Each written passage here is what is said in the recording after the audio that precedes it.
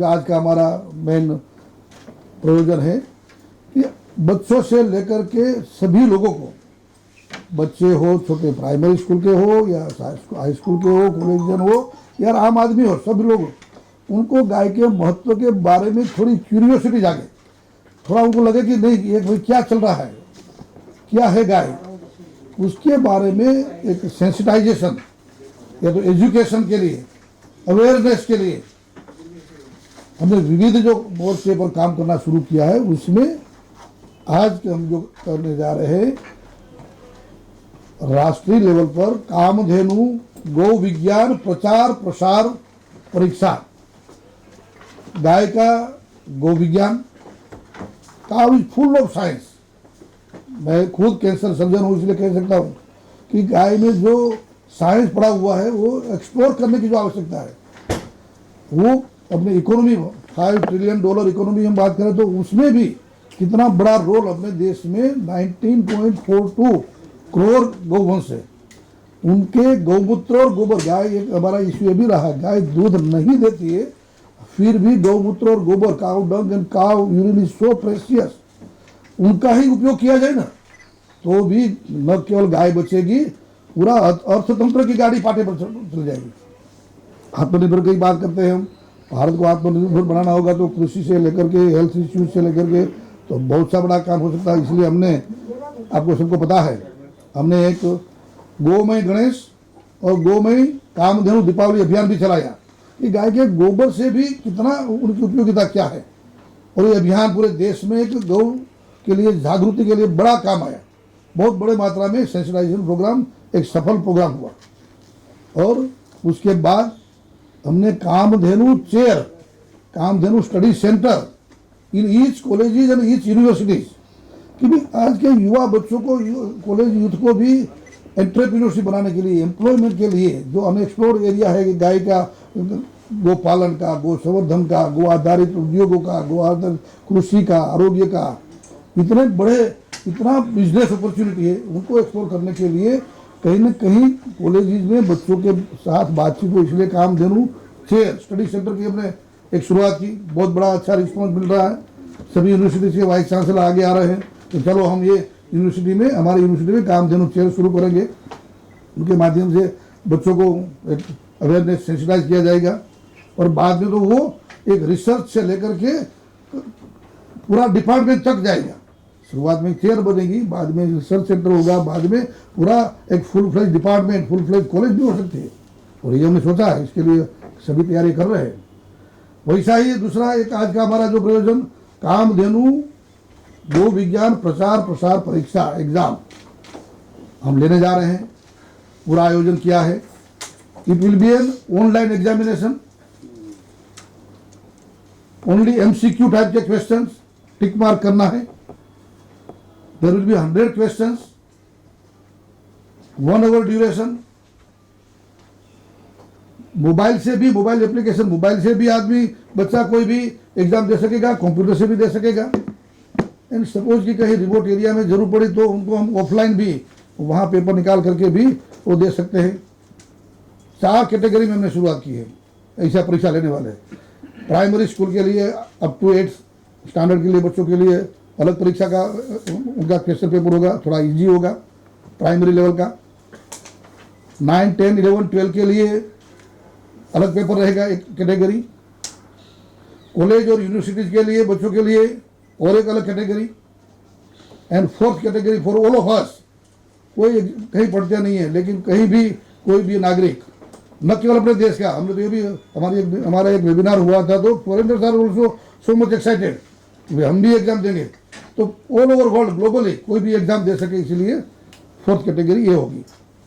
4 category में exam होने वाली है। 25 फरवरी 2021 तारीख तय की गई है, और 20 फरवरी को हम रजिस्ट्रेशन लोग बंद कर देंगे। 21 तारीख को 21 को एक मॉक ट्रायल भी होगी, मॉक एग्जामिनेशन भी देंगे, और 25 तारीख को ये एग्जाम, और उसी दिन रिजल्ट डिक्लेयर हो जाएगा।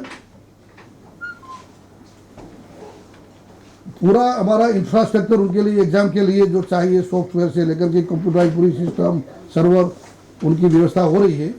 14 तारीख से हम रजिस्ट्रेशन ओपन करेंगे। केवल रजिस्ट्रेशन ऊपर लिंक पर क्लिक करने से नेम, पूरा फादर मदर का नाम, सरनेम, बर्थ डेट, स्टैंडर्ड कौन सी स्कूल या तो डिस्ट्रिक्ट तालुका, इतना ही भरना है, ज़्यादा कोई डिटेल मांगी नहीं है। इनके कारण कोई भी एग्ज़ाम दे सकता है, वेरी इजी गोइंग। तो ये सब करके हम बेसिकली बच्चों को और युवाओं को सेंसिटाइज करेंगे। हमारी वेबसाइट है, वेबसाइट पर हमने करीब करीब 50 से 60 पेज का एक सिलेबस भी तैयार किया है। भारत की लगभग 12 भाषा में उनका ट्रांसलेशन किया है। हर जगह इंग्लिश या तो हिंदी कोई भी मांगेगा तो देंगे, लेकिन बाकी की कोई भी रीजनल लैंग्वेज मांगेंगे तो भी वो मिलेगी, कि मराठी से लेकर गुजराती, मराठी से लेकर के तमिल, तेलुगु, मलयालम से लेकर के आसामी, बंगाली, सभी, उड़िया से संस्कृत और उर्दू में भी।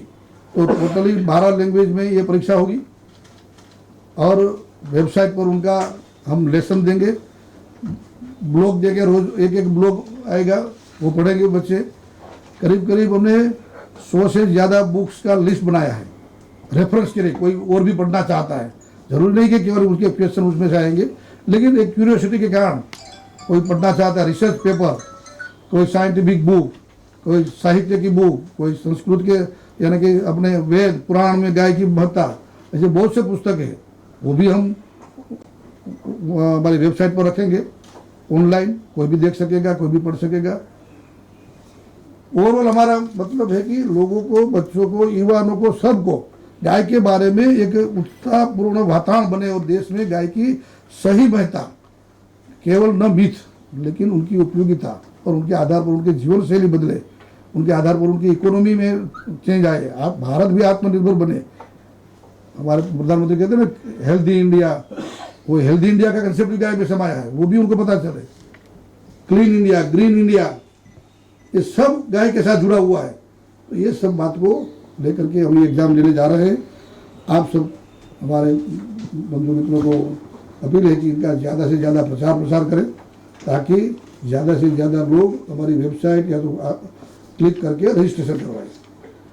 और मैं तो चाहूँगा कि बाद में प्रेस में, इंटरव्यू में भी अलग अलग विषय पर डिबेट होगी, ताकि उनमें से भी लोगों को माहिती मिलेगी, इंफॉर्मेशन मिलेगी गाय के बारे में। कहीं न कहीं लोगों का वक्तव्य भी होगा, वो भी हम डालेंगे। यूट्यूब में भी बहुत मटेरियल है, उनको सिलेक्ट करके भी हमारे वेबसाइट में डालेंगे। तो बेसिकली मैंने जो मोटे तौर पर जो बात करनी थी ये कर दी है। आप सबका पूरा सहयोग इसमें हमें चाहिए।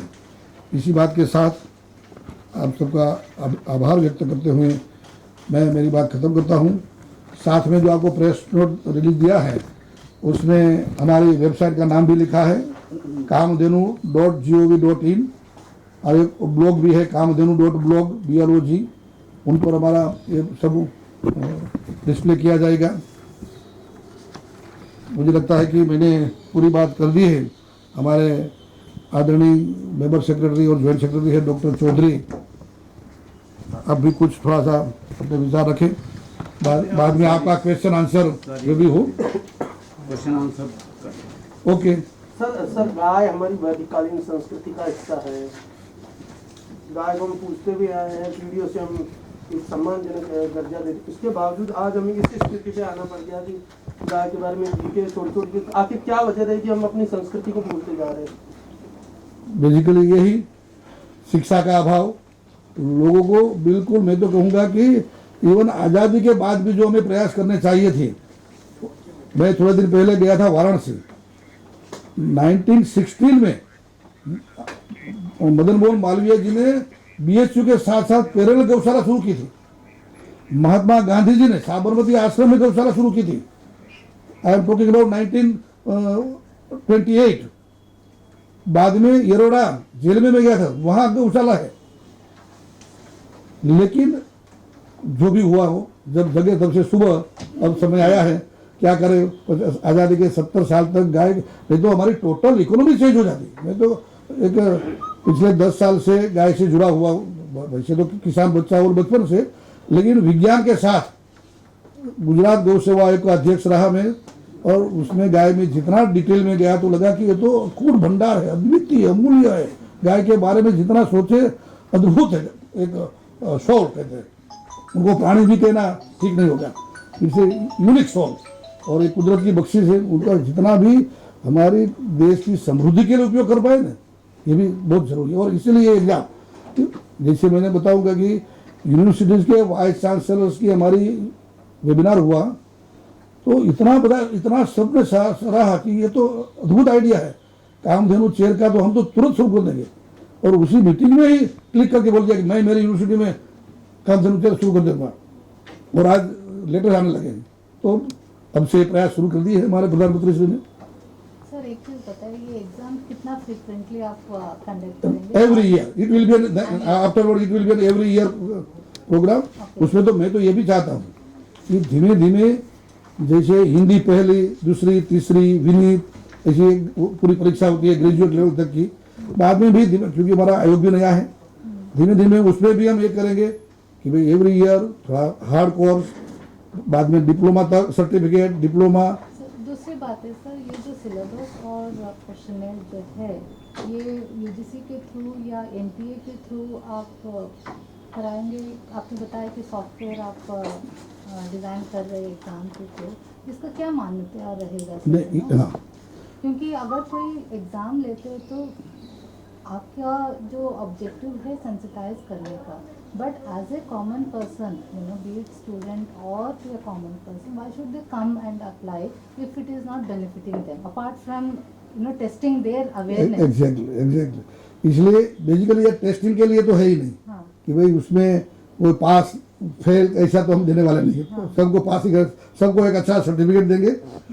ये भी सोचा है कि first, second, third state level पर और नेशनल लेवल पर आएंगे, उनको भी हम प्राइज भी देंगे और अच्छा उनका सम्मान भी करेंगे नेशनल लेवल पर और स्टेट लेवल पर। दूसरा, अभी तो सिलेबस हमने बनाया, कामधेनु आयोग ने ही थोड़ा सा इजी गोइंग, फर्स्ट ईयर है ना, क्या आप यूजीसी के साथ बाद में करेंगे? Yes, definitely. सेकंड ईयर मैं तो यही मैं कह रहा हूँ। ये तो मैडम प्रचार प्रसार है। अच्छा।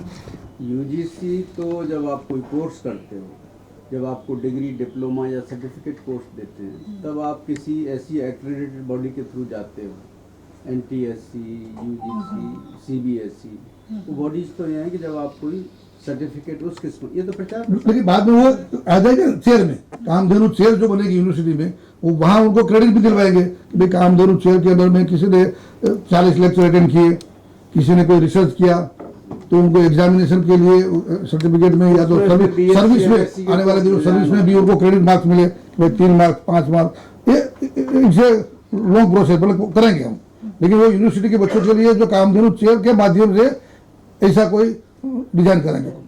सर ये कितने यूनिवर्सिटी से शुरू हो रहा है? अभी यूनिवर्सिटी सर्च की है जहाँ से ये शुरू होगा, यूनिवर्सिटी कितनी अभी आपने? वो कामधेनु चेयर का विषय अलग है, उसमें 14-15 यूनिवर्सिटी का तो पत्र मुझे आ गया, बाकी की बहुत सी पाइपलाइन में है, सोच रहे कि भाई हम कैसे करेंगे, थोड़ा सा ये शुरुआत हो गई। मैं तो मानता हूँ कि सभी कॉलेजेस और यूनिवर्सिटी में आने वाले दिनों में 5 साल में हो जाएगा। इतना अवेयरनेस की और लोग जरूर है कि सामने से वहाँ के बच्चे मांगेंगे कि भाई हमें तो ये अभ्यास करना है। सर एक इम्पोर्टेंट सवाल ये है, जो आप कामधेनु चेयर बना रहे हैं, क्या आप अलीगढ़ मुस्लिम यूनिवर्सिटी में, जहाँ की संस्कृत भी है, और जामिया में, क्या आप उन सेंट्रल यूनिवर्सिटीज को भी आप अप्रोच कर रहे हैं? क्या रिस्पांस है, क्या उनका एक्सेप्टेंस लेवल? Very nice. मैंने राष्ट्रीय मुस्लिम मंच करके एक ऑर्गेनाइजेशन है, एनजीओ है, उनके साथ पूरा 1.5 घंटे का वेबिनार किया और उन्होंने इतना सराहा है कि भाई हम गौ रक्षा के लिए कटिबद्ध है। मैंने नहीं, उन्होंने जितने भी कुरान शरीफ से लेकर के अलग अलग उनके शास्त्रों में, उनके ग्रंथों में बताया गया है गाय का बीफ नहीं खाना चाहिए, गाय का मांस क्यों जहर है, ये सब उन्होंने बताया। मेरे पास बुक है, बुक में बताया। और वो भी ऐसे धीमे धीमे मानसिकता उनकी भी चेंज हो रही है, उनको पता चलेगा कि गाय हमारे कच्छ में, गुजरात में, कच्छ में हमारे वहाँ जत कम्युनिटी है, हजारों गाय पालते हैं, एक जत कम्युनिटी 50, 100, 200 गाय रखते हैं और एक भी वो हत्या नहीं करते। और वो तो गाय के, मुझे तो दिया गाय के गोबर और गौमूत्र में बनाया हुआ मलम, एक भाई हमारे क्षेत्र में वहाँ आयुर्वेदिक काम कह के सर ये आप यहाँ लगा दो, आपके ये दुख दर्द तुरंत मिट जाएगा। यानी कि मेंटल चेंज आ रहा है। Have you formally approached अभी मेरा 15 दिन हुआ शुरुआत काम शुरुआत करूँगा, जरूर करूँगा। एक सवाल मेरा इससे रिलेटेड, क्योंकि अवेयरनेस की बात कर रहे हैं, प्रचार प्रसार परीक्षा का नाम इसको दे रहे हैं, तो क्या ऐसा नहीं लगता कि university school I mean college के से पहले हमको स्कूल लेवल पर जो बच्चे हैं उनको इस चीज़ में इंटरेस्ट डालना बहुत ज़रूरी है? क्योंकि एग्रीकल्चर का भी हालत यही है कि पढ़े लिखे बच्चे एग्रीकल्चर नहीं करना चाहते, वो लोग ऑप्शन ढूंढते हैं। तो क्या एनिमल हस्बेंड्री और स्पेसिफिकली कामधेनु जो आपका प्रोजेक्ट है उसमें हम यंग बच्चों को इंटरेस्ट डेवलप करें, उसके लिए स्कूल लेवल पे एजुकेशन का पार्ट हमारा ये होना चाहिए? सरकार क्या कोई विजन लेके आई है? Very nice question. ये भी हमने शुरू कर दिया है। भारत सरकार की नई एजुकेशन पॉलिसी में गाय के फर्स्ट स्टैंडर्ड से लेकर के 10th स्टैंडर्ड तक उनमें कहीं ना कहीं लेसन में कहीं कोई गाय की हिस्ट्री, कहीं कोई संस्कृति के बारे में, कहीं कोई विज्ञान के बारे में, कहीं उनका पर्यावरण, गाय का दूध, गाय का घी का महत्व, ये अलग अलग पाठ डिजाइन किए हैं। मेरे पास ये वर्ल्ड स्टैंडर्ड 1 to 10 की ऐसी छोटी छोटी पुस्तिका है, 10 बाय 20 25 पेज की, जिसमें 5th स्टैंडर्ड के बच्चों के उनके माइंड के अनुसार कितना उनको देना चाहिए। तो ये सब पैरेलल एक्स्ट्रा करिकुलर एक्टिविटी में भी नंबर 1। दूसरा एजुकेशन, पर्यावरण का जो विषय होता है, साहित्य का विषय, भाषा और भाषा में कोई काव्य के रूप में, कोई ना कोई सॉन्ग के रूप में आएंगे।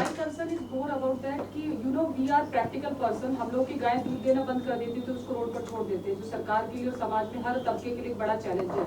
हम लोग देखते हैं कि कितनी नंबर है गायों की जो सड़क पर घूमती है। तो सिर्फ ये इमोशनल लेवल पर या कल्चर लेवल पर हमें कनेक्ट करने की जरूरत नहीं। आई फील पर्सनली दैट इसको कॉमर्शियल एंगल से कि आपके जीवन यापन के लिए कैसे एक अच्छा टूल हो सकता है। अगर आप गायों की नस्ल पर काम करते हैं, स्कूल के बच्चों को अगर ये अंडरस्टैंडिंग होती है कि ये भी एक तरीका होता है आपकी जीवन में अर्निंग करने का, क्योंकि ये अपने आप में बड़ा चैलेंज है। We all are materialistic person. मैं आ रहा हूँ, इसलिए ये स्कूल के बच्चों के लिए मैंने बोल दिया कि एजुकेशन पॉलिसी में ऐसे पाठ बढ़ाए जाएंगे। हाई स्कूल से बच्चों से कॉलेज के बच्चों के लिए हमने कहीं ना कहीं सिलेबस इसे तैयार किया है कि सर्टिफिकेट कोर्स, डिप्लोमा कोर्स और डिग्री कोर्स वो भी शुरू हो गया है, लेकिन कोरोना के कारण नेक्स्ट जुलाई से शुरू होगा। दूसरा कि एनिमल हस्बेंड्री और जो एग्रीकल्चर कॉलेजेज है उसमें भी गाय के बारे में ज़्यादा गौशाला मैनेजमेंट, ये गौ संवर्धन यानी कि ब्रीड इम्प्रूवमेंट, तो सभी सब्जेक्ट हम लिए हैं।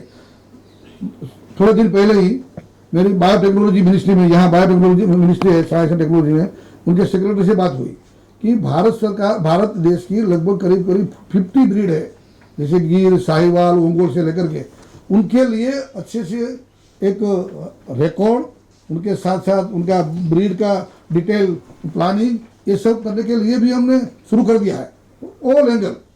तो ये आने वाले दिनों में आने वाला है। आप कहते हैं बच्चों को इकोनॉमिक्स, काव इकोनॉमिक्स पर हमने लगभग, जैसे ये कोरोना के दरमियान मोर देन 70 हमने वेबिनार किए, 70, जिसमें गाय के गोबर से कैसे इनकम पैदा की जाए, गाय के गौमूत्र से अलग अलग आइटम बना करके, यानी कि गाय दूध नहीं देगी तो भी मेरी गाय मुझे पर डे 500 रुपीज़ दे सकती है। नॉट ओनली 500, हमने तो बहुत सी बहनें ऐसी देखी कि 10,000 रुपये एक दिन में कमाई, वो अलग अलग छोटे छोटे आइटम बना करके, माला बनाई, या तो राखी बनाई, या तो बिंदिया बनाई। और बिंदिया में गोबर कितना चाहिए, कुछ नहीं, लेकिन वो बिंदिया बना करके गोबर की और उसमें नेचुरल कलर डाल दिया, लाखों की संख्या में बनी। तो ये सब हम शुरू कर रहे हैं। सरकार से आत्मनिर्भर भारत कैंपेन की बात कर भी रही है। आपने भी बीते दिनों कैंपेन चलाया, 11 करोड़ दिए जलाना देवता, कई तरह के जो इकोनॉमिक कंसर्न में जी। तो इसको अक्सर आर्टिकल्स में आता रहता, भारत की हिंदी भाषा और गाय दोनों की स्थिति बहुत डाउन है, जबकि सबको इमोशन टच है। तो इसको आत्मनिर्भर भारत से जोड़ने के लिए भी कोई कैंपेन चलाया जाएगा? Very true, yes. इसीलिए हम MSME मिनिस्ट्री से हमारा संपर्क चालू है। उन्होंने काव बेस्ड इंडस्ट्री शब्द पहले नहीं था, कहीं गौ आधारित उद्योग नहीं था, वो डाल दिया। दूध में भी ऐसा था कि देसी गाय के दूध के लिए पहले लोन नहीं दी जाती थी, अब उनको भी लोन देने का शुरू किया। RBI ने प्रायोरिटी सेक्टर में डाल दिया लोन और सब्सिडी के लिए। पेट्रोलियम मिनिस्ट्री ने पूरा सतत प्रोजेक्ट में मोर देन 5,000 बायो CNG बनाने वाला है। उसमें काउ डंग का मैक्सिमम उपयोग गौशालाओं को 100 गाय की गौशाला से लेके 10,000 गाय की गौशाला के लिए भिन्न भिन्न प्रकार के बायो CNG प्लांट, वैसे बायो फर्टिलाइजर मिनिस्ट्री में काम कर रहे हैं। उनसे मेरी 3 मीटिंग हो गई। बायो फर्टिलाइजर की थोड़ी डेफिनेशन भी डिफिकल्ट है, वो डेफिनेशन से शुरू करके liquid fertilizer bio as well as solid जो घन जीवामृत बोलते हैं, उनके लिए भी पॉलिसी बन रही है। इफ्को और क्रिप्को ऐसी संस्थाओं को कहा गया कि आपको you will have to manufacture 10% minimum 10% bio fertilizer. तो धीमे धीमे 10 में से 20 होगा, तो ये बायो फर्टिलाइजर बढ़ेगा, केमिकल फर्टिलाइजर घटेगा। ये भी पॉलिसी में शुरू कर रही है। आपका जो कैंपेन है चलो गाय की ओर, उसमें है ये सब या अलग है? यस, बिल्कुल। जिले ने कहा कि चलो गाय की ओर, चलो गांव की ओर, चलो प्रकृति की ओर। अच्छा, मैं ये भी आपको बता दूं, कोरोना काल में हमने पंचगव्य और आयुर्वेद के क्लिनिकल रिसर्च ट्रायल किए। 200 patients in my Rajkot, 200 patient in BHU Varanasi, more than 200 patient in Kalyan Mumbai and एक बड़ौदा, और चौथा 5वां हैदराबाद। वहाँ हमने बिल्कुल पंचगव्य और आयुर्वेद की कोरोना के माइल्ड केस और मॉडरेट केस, हमने सीवियर वेंटिलेटर वाले नहीं लिए थे, क्योंकि वैसे भी तो वेंटिलेटर बढ़ जाता है, तो उनके लिए बिल्कुल ICMR की गाइडलाइन के आधार पर एकदम साइंटिफिक स्टडी करवाए, और इतने अच्छे रिजल्ट आए कि बिलीव मी कि आराम से हम कह सकते हैं कि पंचगव्य और क्या के आयुर्वेद की टेबलेट, तो जो काढ़ा बोलते काढ़ा था, कहीं टेबलेट थी, कहीं चूर्ण था, उनसे बहुत अच्छे रिजल्ट आए हैं, और आने वाले दिनों में वो प्रस्तावित हो जाएगी। मैं खुद BHU गया था, वहाँ का बायो इन्फॉर्मेटिक डिपार्टमेंट है, उन्होंने जैसे कि हमने गाय के दूध में कितने केमिकल्स यानी कि कितने ट्रेस एलिमेंट्स, कितने विटामिन, कितने एंटीऑक्सीडेंट है, वो भी उन्होंने ऑन पेपर दिखाया कि वहाँ की लैब में से हल्दी है या तो सूंठ है जो ड्राई जिंजर, उसमें 94 फ्लेविनोइड दिखाए बताए, जो फ्लेविनोइड हम हमारी एलोपैथी की भाषा में हम बोलते हैं ना 5 हाइड्रोक्सी 6 क्लोरोफिनोलिन, वो उन्होंने बताया कि भाई ये भी है इसमें, हल्दी में, सूंठ में, आयुर्वेद की बाकी की दवाई में, और गाय के दूध, दही, घी और गौमूत्र में। ये सब हमने शुरू किया है। आने वाले दिनों में वो भी बड़ा रिसर्च का और बड़ी इकोनॉमी फार्मास्यूटिकल का बिजनेस, आप जिसे कहते हो आत्मनिर्भर भारत में, ये भी काम करेगा। सर आपने एक आखिरी सवाल मेरा कि आपने एक नीचे में लिखा है कि जो ये कैंपेन है वो जो गाय दूध नहीं देती है उसमें उसके लिए उपयोगी वातावरण तैयार करेगा, किस तरीके से, क्या कोई ऐसा in addition, not only. Additionally, what will the strategy, because you know it's a big challenge for the rural India basically. जो गाय दूध नहीं देती है, जी फिर भी उनको कहीं न कहीं आश्रय स्थान पर एक जगह रखा जाए, या तो इवन किसान भी रखेगा। अभी हमने शुरू किया था तो गौ में गणेशा बनाया, तो गौ में राखी बनाई, बाकी के दिए बनाए, ये टेबल पीस बनाए, लगभग मोर देन 200 आइटम्स बनाए। वो कई महिलाएं घर पर भी बनाती थी और बाजार में बेचने वाले थे, कहीं गौशाला में बनी, बाजार में बिकी गई। गौमूत्र कलेक्ट हुआ, उनका अर्क बना, साबुन, शैम्पू, फिनाइल, बाकी की बहुत सी आइटम बनी, वो भी मार्केट में आई। तो ये सब इकोनॉमी के साथ जोड़ करके गौशाला को आत्मनिर्भर बनाना। एक गाय से, जिसे मैंने कहा कि एक बहन का मेरे पास वीडियो है साउथ की, गाय के 1 किलोग्राम गोबर से उन्होंने 2000 रुपये कमाए। उन्होंने राखी बनाई, राखी में तो कितना गोबर चाहिए, बाकी का दोरा धागा बना दिया, तो 1 किलोग्राम गोबर से 2000 रुपया, वैसे तो वो 1.5 लाख रुपया कमाई केवल राखी बना करके। तो ये हमने जोड़ दिया है कि ऐसी गाय दूध नहीं देगी तो भी कम से कम उनको आत्मनिर्भर रखने में कोई एहसास नहीं होगा। सस्टेनेबल है। हाँ है। अच्छा, जो देखो सही बात है, चलो खोलो खोलो ये आपको सबको देने वाले हैं।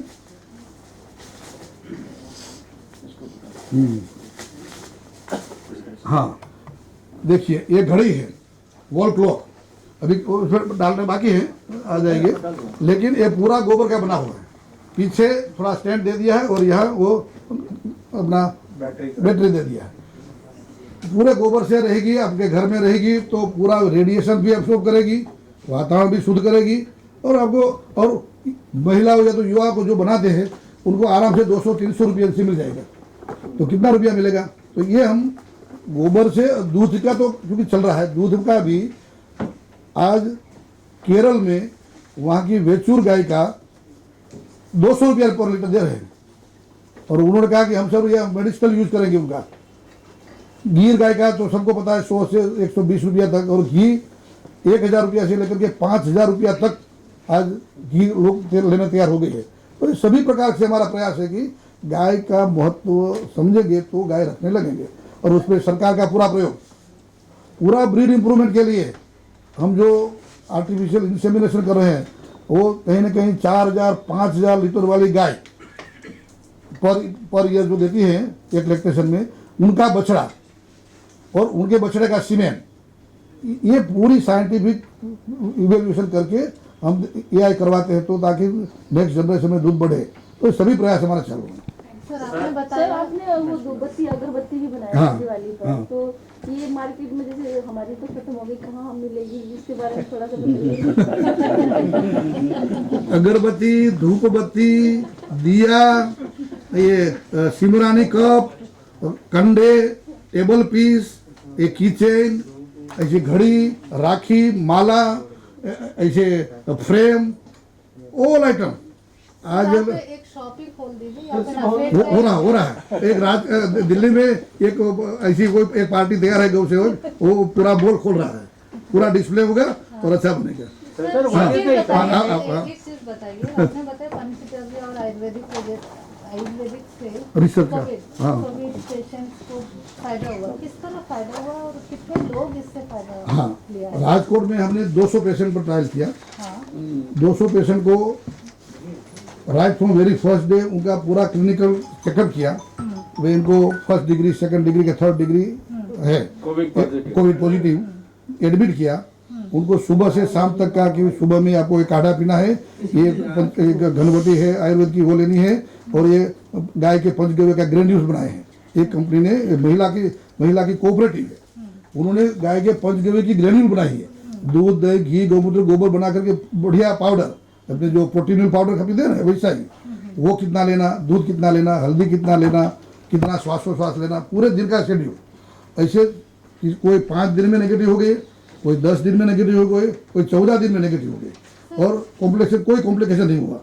ऐसा हमने 200 पेशेंट का रिकॉर्ड रखा और उनको समाज के सामने रखा है। पर सर Is उसका it जो going उसका- on the Ayush Mantralaya research paper as well, or is there documentation? Exactly मैंने 1 अप्रैल से 25 मार्च को आया ये लॉकडाउन, 1 अप्रैल से माननीय प्रधानमंत्री जी को पत्र लिख करके आयुष में हम ये ऐसी रिसर्च ट्रायल करना चाहते हैं, मैंने पत्र लिखा। आयुष मंत्रालय ने पूरी गाइडलाइन निकाली, और गाइडलाइन में ये बताया गया कि जैसे ICMR के स्ट्रिक्ट प्रोटोकॉल होता है कि इतना आपको देना पड़ेगा, इतना रिकॉर्ड रखना पड़ेगा, उसी के लाइन पर उनकी वहाँ परमिशन ली मेडिकल कॉलेज के साथ। एलोपैथी डॉक्टर को जोड़ा, not only Ayurveda, allopathy doctor को जोड़ा, और उन्होंने पूरे रिजल्ट देखे, और बाद में हमने ये पेपर प्रसिद्ध किया है। और अब आएगा आयुष में, और बाद में जर्नल में भी आएगा। सर साइंटिफिक रिसर्च में ये कहा जाता है कि एफिकेसी लेवल क्या है, 5%, 50%, 95% क्या है? तो इस जो आपने ये टेस्ट किया है, 96 केवल 4 पेशेंट को हमें बाद में ज़्यादा बढ़ा, इसलिए रिस्क नहीं लेना चाहते थे, इसलिए पेशेंट तो वो भी उनको एक्सपायर नहीं हुए, लेकिन हमने शिफ्ट कर दिया भाई आप एलोपैथी में जाना है तो जाओ। बाकी उनको वेंटिलेटर भी रखना नहीं पड़ा, एक्सपायर तो नहीं हुए ऐसे थे। कितने पेशेंट्स टोटल कितने नंबर? टोटल 200 राजकोट में, हाँ जी 200 BHU बनारस में। BHU में तो ऐसा हुआ कि वहाँ एक ही अम्ब्रेला में Ayurveda college, medical college, pharmacy college, agriculture college, animal husbandry college, IIT and bio informatics सबको हमने इकट्ठा कर दिया। बायो इन्फॉर्मेटिक्स वालों ने उनका डेटा लिया, IIT वालों ने उनका डेटा लिया, पूरा चार्ट बनाने का, सबको साथ में मिलकर के, और इसमें कहीं कोई मैनिपुलेशन ना कर सके। तो बनारस 200 पेशेंट, 200 हुआ बनारस, और कहाँ पे? 200 राजकोट, हाँ जी। 200 बड़ौदा 200 और 200 Kalyan Mumbai. Okay total 800। Sir ये तो केवल हमारे रिकॉर्ड में, यानी कि एक ICMR का प्योर डेटा रखा है। बाकी तो हजारों पेशेंट को जहाँ ठीक रिकॉर्ड नहीं था, इसलिए हमने उनको साइंटिफिक पेपर नहीं माना, जिसे आप कहते हैं ना। इसका पीरियड क्या है? सर कब से कब तक का ये वाला इन पेशेंट? ये जून, जुलाई, अगस्त, सितंबर से हाँ। अक्टूबर तक का हुआ। अच्छा, 4 महीने में कहीं ना आपने कहीं आयुष मंत्रालय के सामने रखा, उसके अब बाद रखेगा, अब चला गया है, हमारे यहाँ पूरा हो गया। कब आपने सबमिट किया सर? अभी ठीक रखेंगे अब। रखेंगे? हाँ, जैसे मैं गया था BSU में 19-20 में, तो वहाँ कंप्लीट हो गया। अभी मैंने कहा कि पूरा ऐसा तैयार करो पेपर, वो पेपर हम भेजेंगे। आपको नहीं लगता है सर अभी सर ये तो पंचकर्म कुल के मिला अलावा और के कुछ नहीं दिया था उनको एक मिनट, सर अभी आपको लगता नहीं कि ये 800 पेशेंट की ट्रायल की ये फील्ड ट्रायल के लिए बहुत कम डेटा है? नहीं लगता, इसलिए कि ये जो बाद में, तो इसलिए तो मैं कहता हूँ ना सर ये कि 800 जो मरीज थे इनको सर पंचकर्म के अलावा और कुछ नहीं दिया गया ना। पंचगव्य और आयुर्वेद की दवाई साथ में, और दूध, काढ़ा, ये सब तो है कि पंचगव्य आयुर्वेद, क्योंकि आयुर्वेद पंचगव्य इज पार्ट ऑफ आयुर्वेद। पंचगव्य में हमने आयुर्वेद की एक तो दूध दिया सुबह शाम, और पंचगव्य की ग्रेन्यूल दी। ग्रेन्यूल में गाय का गोबर, गोमूत्र, दूध, दही, घी, पांचों पांच थे। बाद में उनकी एक संजीवनी भट्टी आती है, वो दी। दूसरा काढ़ा आता है 8-10, जो सबको पता है काढ़ा में जो 8-10 आइटम जो डालते हैं, वो दिया, और पूरा रिकॉर्ड रखा।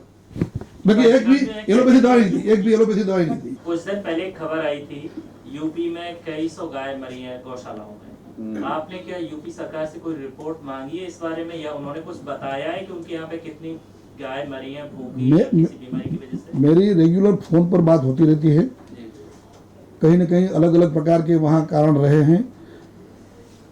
मैं तो ये कहूँगा ऑन द कॉन्ट्रारी कि यूपी सरकार ने इतना अच्छा काम कर दिया है गांव-गांव में गौ सदन खोलने का, कि ताकि एक बार शुरुआत तो हो। जैसे मैंने कहा कि मैंने कामधेनु चेयर की बात की, तो एक साथ में 700 यूनिवर्सिटी में नहीं हो जाएगा।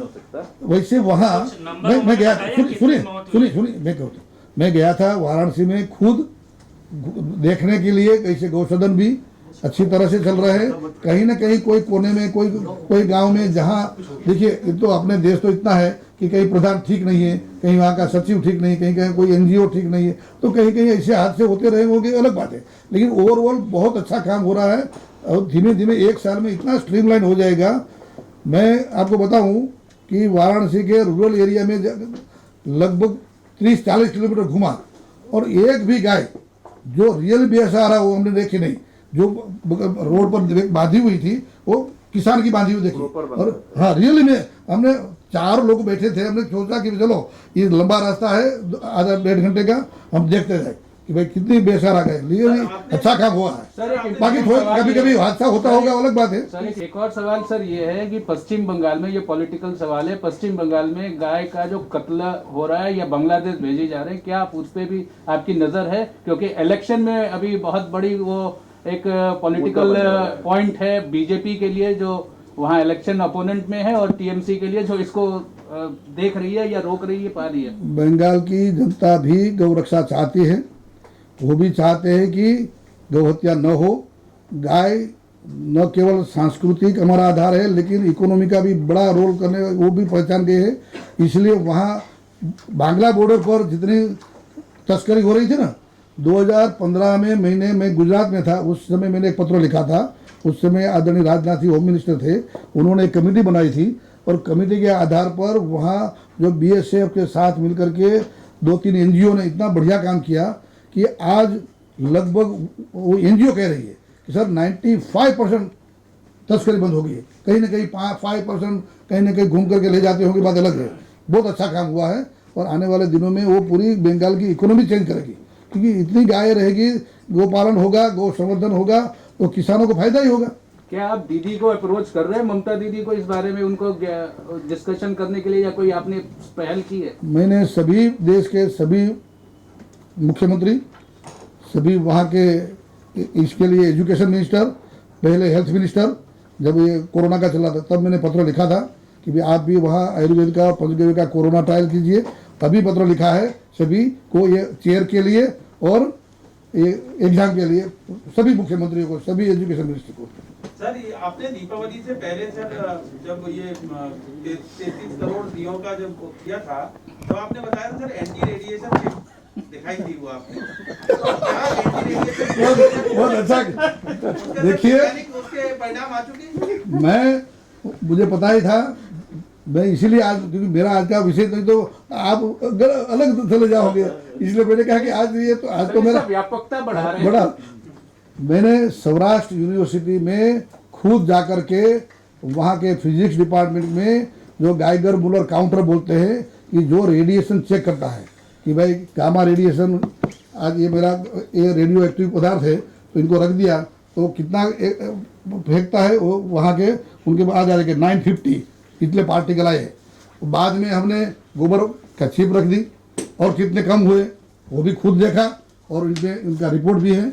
ऐसे मैंने 500 जगह से इलेक्शन इकट्ठे किए हैं और सभी साइंटिस्टों को एक बढ़िया सा जवाब भी लिख दिया है। 2-4 दिन में वो भी रिलीज हो जाएगा करेंगे। और उनको मैंने उनको ठोका है कि भाई आप ये बताया है तो आप प्रूव करिए ना। आप साइंटिस्ट है, देश के हित तो आप करते हैं, देश का इतना विज्ञान अनुसंधान करते हैं तो करिए।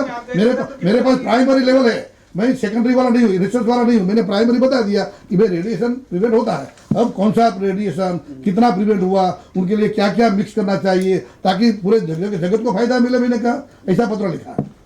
सर एक आखिरी सवाल सर, वो आपने ये कहा कि 50 बीमारियों के लिए आप गौवंश का या गोमय का इस्तेमाल कर रहे हैं। इसमें कौन कौन से मेजर बीमारी है? कैंसर तो नहीं है या और ऐसे बड़े राइट फ्रॉम मैं तो गाय की एनाटॉमी से शुरू करूँगा कि गाय की एनाटॉमी में बोलते हैं ना कि भाई ये सूर्य केतु नाड़ी है तो व्हाट इज मीन्ड बाय नाड़ी, whether it is artery, nerve, lymph और वेन। वो भी क्योंकि मैं तो डॉक्टर हूँ इसलिए वहाँ से लेकर के गाय के आंत में इतने बैक्टीरिया है। 1 ग्राम गाय के गोबर में मोर देन 300 करोड़ बैक्टीरिया है और वो बैक्टीरिया में इतने अच्छे बैक्टीरिया है कि आपको कोई यूरिया DAP डालना नहीं पड़ेगा। कोई एक भी वो ऑटोमेटिकली बैक्टीरिया ही वहाँ जनरेट कर देगा सोइल से और पूरा प्लांट ग्रोथ में काम आएगा। तो वहाँ से लेकर के ऐसी डायबिटीज़, कैंसर से लेकर के हाइपरटेंशन, स्किन डिसीज, हार्ट से लेकर के किडनी फेलियर, किडनी में मतलब स्टोन हो जाता है ना, तो स्टोन में कैसे ब्रेक हो जाता है, ये सब के लिए। और गाय के घी में इतने क्या है कि it crosses blood brain barrier. आपको जो पक्षघात होता है, क्या बोलते हैं, पैरालिसिस में भी गाय का घी काम आता है। ये भी हम प्रूव करना पड़ेगा ना साइंटिफिकली। पेशेंट तो लेते हैं लेकिन एलोपैथी डॉक्टर को बोलना चाहिए कि यस ये रिजल्ट आया। ये अभी मेरे पास है कि नहीं रिसर्च अभी ये हुआ कोरोना में एक भोपाल की एक आयुर्वेदिक कंपनी ने ड्रॉप्स बनाए, नेजल ड्रॉप्स। उसमें पंचगव्य प्लस आयुर्वेदिक औषधि है। आप डाल दो ड्रॉप्स, आपको कोरोना यहाँ से आगे नहीं जाएगा, कोरोना वायरस। ये भी मैंने क्या ट्रायल किया आसपास। हाँ, चेकोवीर नाम है, चेकोवीर या तो चेकोवीर ऐसा है, अब मिलेगा। लेकिन अभी वो मुझे कहा कि आप ट्रायल करो, तो ट्रायल तो मैंने एग्जैक्टली 200 पेशेंट पर करनी चाहिए, नहीं की 40-50 को दिया है और रिजल्ट अच्छा है।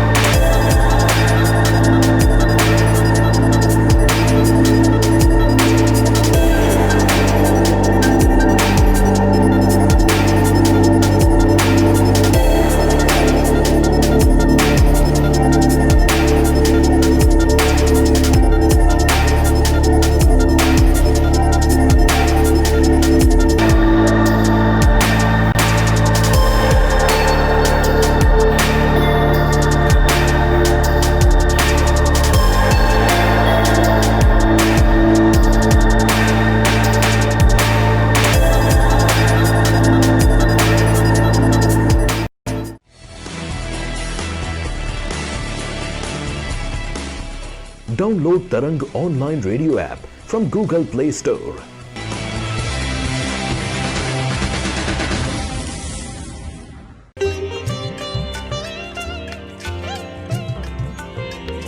You are listening to Tarang Devotional Online Radio.